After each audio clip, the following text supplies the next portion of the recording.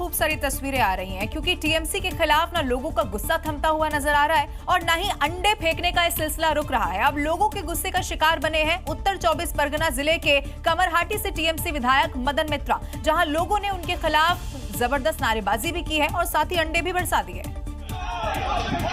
विधायक मदन मित्रा उस वक्त अपनी गाड़ी में बैठकर कहीं जा रहे थे, लेकिन रात के अंधेरे में भी वो लोगों की नजरों से बच नहीं पाए। हालांकि गाड़ी का शीशा बंद कर वो गुस्साई भीड़ से तो बच गए, लेकिन अंडों से बच नहीं पाए। लोगों ने उनकी गाड़ी पर अंडे बरसाना शुरू कर दिया। भीड़ का गुस्सा देख उनके ड्राइवर ने बहुत तेजी से गाड़ी भगाकर उन्हें लोगों के गुस्से का शिकार होने से बचा लिया। अब दूसरी तरफ मंत्री अर्जुन सिंह ने इसे पब्लिसिटी स्टंट करार दिया।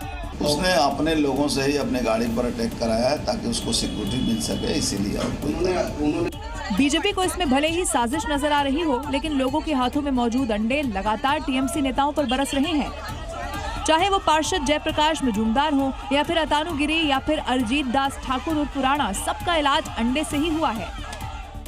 उत्तर प्रदेश में योगी के रूल ऑफ लॉ को चैलेंज करने वाले बदमाशों का अगले चौराहे पर ही बुलेट हिसाब हो जाता है, क्योंकि यहां अपराध करने वाले किसी भी सूरत में बर्दाश्त नहीं किए जाते।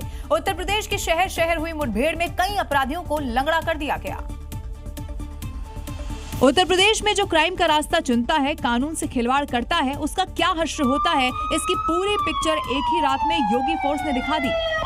हमने माफिया को भी समाप्त किया और मच्छर को भी समाप्त किया। ये मच्छर बीमारी लाता था, माफिया बेरोजगारी लाता था। उत्तर प्रदेश के शहर शहर अपराधियों की कयामत वाली रात गुजरी। एक ही दिन में ताबड़तोड़ एनकाउंटर हो गए। सीतापुर से लेकर झांसी, हरदोई से सहारनपुर तक एक हत्या के आरोपी, लुटेरे, गौ तस्कर, स्नेचर, चाकूबाज, गोलीबाज, सबका योगी फोर्स ने बुलेट वाला हिसाब कर दिया। क्राइम पर तगड़ा वार करते हुए योगी फोर्स ने बता दिया है कि यहाँ रूल ऑफ लॉ है। यूपी में आज के दिन पे रूल ऑफ लॉ है। यहाँ के कानून के साथ किसी को खिलवाड़ करने की छूट नहीं है।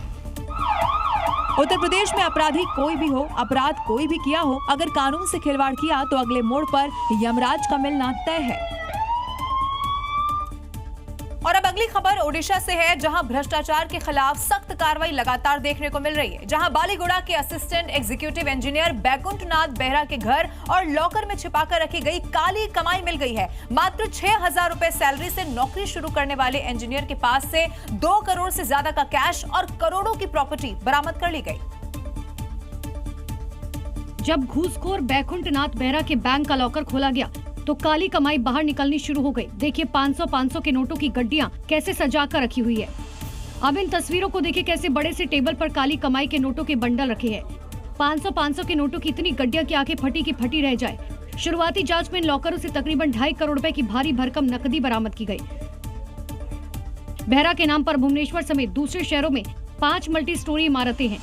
इसके अलावा 13 प्लॉट भी इसके नाम है। 1999 में जब इसने नौकरी ज्वाइन की थी तब इसकी सैलरी 6,000 रुपए थी।